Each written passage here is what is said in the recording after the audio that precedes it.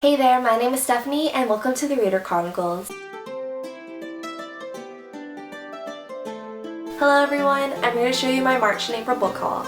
I've accumulated a lot of books over the past 2 months, 17 in fact, and there's a lot to cover, so I'm just going to jump right into it. The first few books I'm going to show you are ones that I found rummaging through used bookstores and thrift stores. The first one I got was Jonathan Strange and Mr. Norrell by Susanna Clarke. It's an alternate history fiction novel set in the early 1800s of England. It follows two magicians, Mr. Norrell, who is more reserved, and Jonathan Strange, who is more of a risk-taker. I heard that BBC is going to make this into a mini-series, so I'm going to try to read this big guy soon. Then I got Burning by Elena K. Arnold. It's a young adult, new adult contemporary, and it follows Ben, who just graduated from high school and got a track scholarship to the University of California. He goes with his friends to check out a hot girl on the side of the highway. Her name is Lala, she's a gypsy, and she reads tarot cards. She reads his cards, and romance ensues. The next book I got for only $2 is Ready Player One by Ernest Cline. It is a dystopian science fiction book where everyone plugs into the virtual reality called the Oasis to escape the ugly reality of the crippling environment outside. The creator of the Oasis dies, and he creates a race to decipher puzzles that are largely inspired by 80s culture. The winner wins his entire fortune, and the protagonist Wade finds himself beset amongst other players who are willing to kill to get this ultimate prize. The next book I got was Het Madden, A Zombie Perspective by Calvin A. L. Miller II. It shows the perspective of Het Madden, a government worker who gets bit during the zombie apocalypse. It is an extremely fast read with an extreme amount of gore, and I had to put it down a couple of times from the amount of sick that's written inside. If you like zombies, then you'll thoroughly enjoy this book. Then I picked up these at a used bookstore that was home to amazingly furry and lovely cats. I got Sense and Sensibility by Jane Austen because I'm trying to broaden my horizons and read more classics. Also, this cover is super duper pretty. So because I want to read more classics, I got Pride and Prejudice by Jane Austen. I read this about 3 times in high school, but it was only 10 cents and I really want to reread it before I start reading Pride and Prejudice and Zombies by Jane Austen and Seth Grahame-Smith. The last book I got at the cute little cat bookstore was A Game of Thrones by George R.R. Martin. I love the TV series, so I know I'm going to love the book series even more.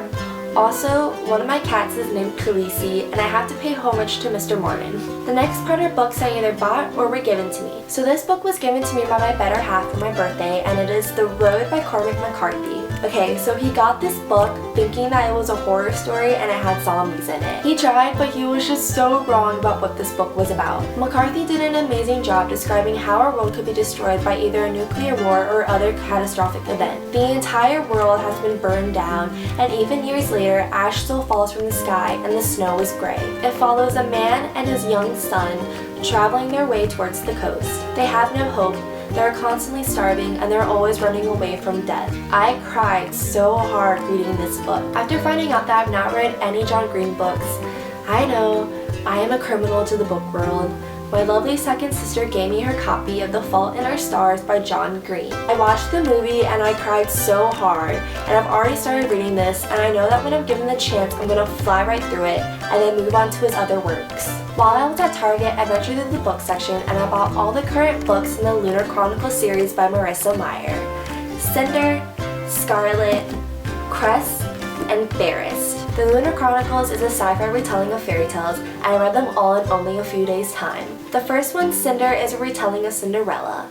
Cinder is a cyborg mechanic who meets the swoon-worthy Prince Kai. Scarlet is a retelling of Little Red Riding Hood and features our lovely cyborg prince duo. It introduces Scarlet, who is a farmer looking for her grand mirror and gets the help of a street fighter named Wolf.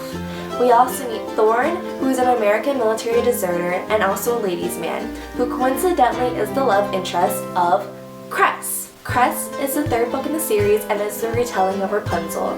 This has to be my favorite book so far because Marissa Meyer did an amazing job of blending all the characters together even though they're all so vastly different. Then we have Fairest, which is a prequel to the series.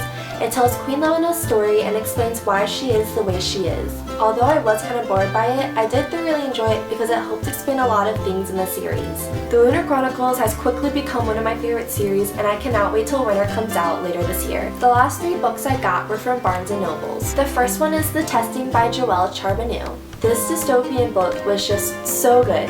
It was seriously so good. If you like The Hunger Games, then you're definitely going to like this book.